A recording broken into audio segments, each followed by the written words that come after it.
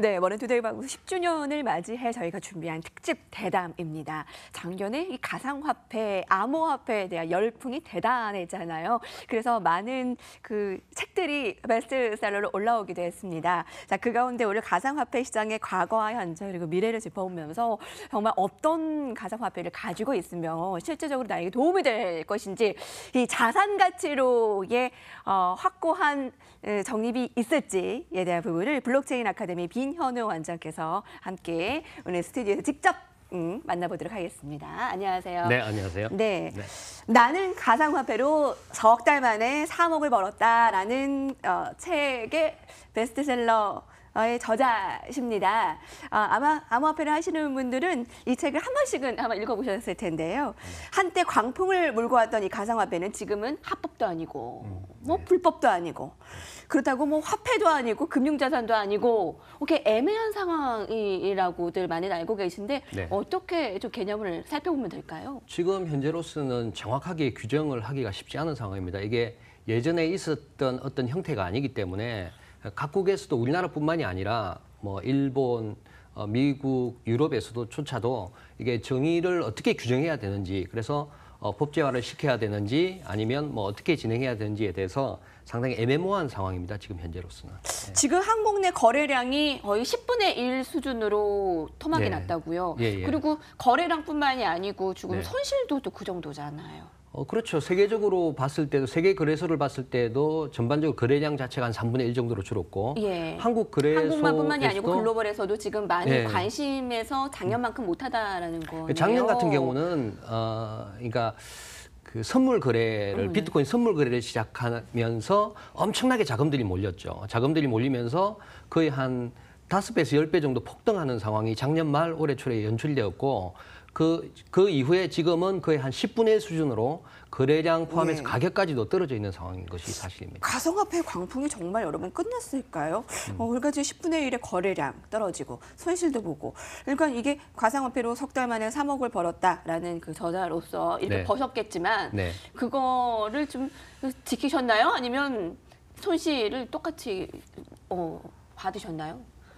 손해를 보셨나요? 글쎄요, 그거는 이제 노코멘트 해야 되는데 예. 왜냐하면 예. 그 지금 어쨌든 가상화폐를 보는 시각 자체가 다양하게 나눠져 있어서 가상화폐로 돈을 벌었다고 그러면 좀 안 좋은 시각으로 보는 분들도 있고. 왜 그렇죠? 왜냐하면 전통적으로 한국에서는 열심히 일해서 돈을 벌어야 된다 그런 네. 것들이 있기 때문에.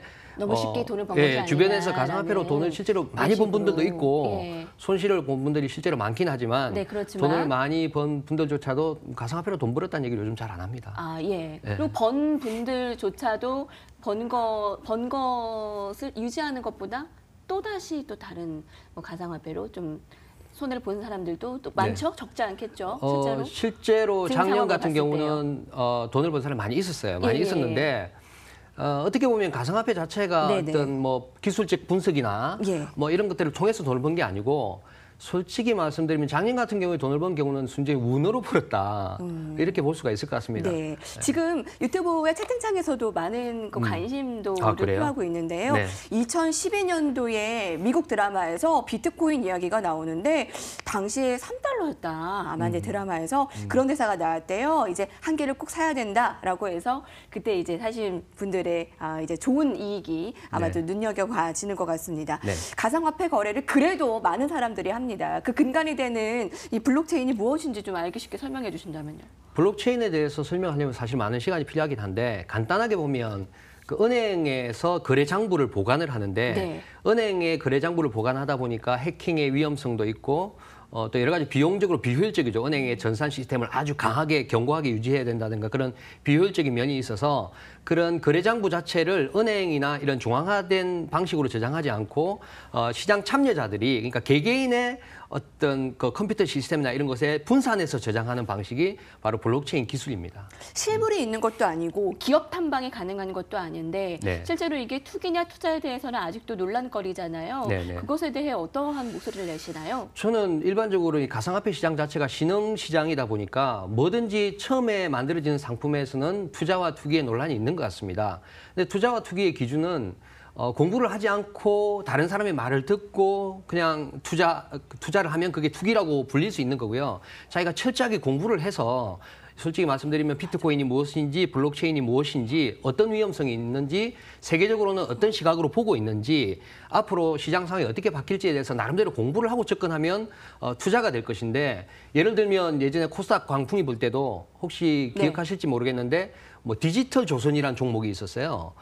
예전에 있었던 지금도 있는 회사인지는 제가 모르겠지만 그 디지털 조선이라는 곳에 투자를 하는데 사람들이 배 만드는 회사인 줄 알고 투자를 하는 조선일보의 디지털화된 건 그 정도로 묻지마 투자가 그때 당시에도 코스닥에 투자하는 사람들은 투기라고 볼 수 있겠죠. 근데 그 투자와 투기의 관점은 공부를 제대로 하고 접근하느냐 아니면 그냥 욕심으로 접근하느냐 이 차이인 것 같습니다. 어떻게 접근하느냐에 따라서 투자, 투기로 갈릴 수 있는데 실제로 그런 사례로 봤을 때는 투기라고 얘기할 수도 있다라는 대부분의 거예요. 사람들이 투기를 하고 있는 것 같습니다. 어떤 건지도 모르는 상황에서 일단 묻지마 투자로. 그러니까 말씀하신 작년 그 이맘때가 정말 열풍으로 직장인들도 많이 투자를 해서 그때가 고점이었고 지금 많이들 좀 손해를 보고 계신데 그분들 좀 어떻게 해야 하나요? 글쎄요, 제가 보기에는 가상화폐 투자를 하시는 분들의 90% 이상은 전부 손실을 보고 있는 거고 실제로 가상화폐 투자하시는 분들의 90% 이상은 가상화폐 투자를 하는 이유가 원금 회복을 하기 위해서 투자를 지금은 그런 마음 심정으로 그런 심정으로 투자를 하고 있습니다. 그래서 어쨌든 간에 지금이라도 투자의 원칙을 지켜서 현금 확보를 일부 한다든지 아니면 단기적인 투자, 그러니까 단타 거래를 좀 지향한다든지 같은 아까 말씀드렸듯이 제일 중요한 것은 공부를 좀 제대로 한다든지 하는 게 가장 현실적으로 접근하는 방법이라고 생각합니다. 그런 걸 보면 하단을 좀 지지할 수 있는 그러니까 이거를 무턱대고 내 전 재산을 투자했는데 정말 빈털터리가 될 수도 있는 상황이기 때문에 그것에 대한 규제 아니면 또 반대로 활성화된 제도 이런 게 이제 규범이 될 수 있는 이런 것들이 좀 더 명확하면 아무래도 시청자들이 좀 더 신뢰감 있게 투자를 할 수 있지 않을까라는 생각이 드는데요. 네, 그래서 규정을 만드는 것이 아주 중요하고 필요한 일이긴 한데 우리나라에서 규정을 만들려고 하면 가상화폐라는 것 자체가 우리나라에만 국한된 게 아니잖아요. 그래서 우리나라만 독단적으로 규제를 만들 수가 없을 것 같습니다. 그래서 미국, 일본, 유럽, 중국 이런 강대국이나 선진국들의 추세를 지켜보면서 결국 우리나라도 가야 되는데 그런 국가들조차도 지금 헷갈리고 있는 상황이에요. 그러다 보니까 우리나라도 그것을 지켜보고 있는 상황입니다. 근데 사실은 그러다 보니까 아까 말씀하셨다시피 많은 피해 사례가 나오고 오히려 제도화시키지 않으니까 뭐라고 할까? 그 산업 자체가 좀 많이 좀 지체되는 그런 현상이 나타나고 있습니다. 지금 주식 투자하시는 분들 중에서도 반 이상이 암호화폐 작년에 이런 흐름에 나도 같이 탔었다라는 분들이나 지금도 걸쳐져 있다 하시는 분들 지금 아마 이 방송 보고 귀가 쫑긋하실 겁니다. 내 가상화폐 어떻게? 지금 이거 계속 일단 손실 회복이라는 그 마음으로 가지고 계신 분들도 많으실 텐데 그럼 다른 나라는 어떠한가 좀 궁금합니다. 아마 뭐 국가별로 다르겠지만 규범화되고 있는지 아니면 화폐로서의 가치를 가지고 있는지 어떤가요? 그러니까 그 나라마다 국가마다 입장이 다른 것 같습니다. 가까이 있는 일본 같은 경우는 상당히 활성화해서 진행을 하고 있고 2017년에 벌써 가상화폐를 결제 수단으로 인정하고 있는 추세입니다. 그리고 중국 같은 경우에는 상당히 국가적으로 불법화하는 추세입니다. 거래 자체를 불법화하고 거래소 자체를 불법화하는 추세고요. 유럽도 상당히 좀 긍정적으로 보고 있고 우리에게 중요한 것은 정작 미국인데 미국 같은 경우는 좀 그 시카고 선물 거래소, 옵션 거래소 같은 것에서 실제로 거래가 일어날 정도로 점점 제도권화되고 있는 상황입니다. 그 회사가 뭐가 될지를 계속 관심을 갖는 것은 기본이다라는 것에 지금 유튜브에 많은 의견도 주고 계십니다. 여러분 머니투데이 방송에 이게 같이 들어오시면 구독과 좋아요는 필수입니다. 그래야 저희 시장감탄에 도움이 된다고 하네요. 한번 꾹 눌러주세요. 자, 향후 우리나라 가상화폐 시장의 전망을 보면 그렇게 나쁘지는 않다고 합니다. 실효성은 어느 정도 이제 너무 좀 원론적인 질문이 될 수도 있을 것 같아요. 지금 이렇게 손해를 보고 있고 이제 거래도 한산한데 실효성이고 뭐 미래가 너무 어둡지 않다니 어떻게 답해 주시겠어요? 그러니까 단기적으로 보면 사실은 단기적인 가격은 예측하기 쉽지 않습니다. 주식 시장도 그렇고 가상화폐도 그렇고 단기적으로 예측하기 쉽지 않고 장기적으로 어떻게 될 것이냐라는 것을 보는 것이 정말 중요한 것 같습니다.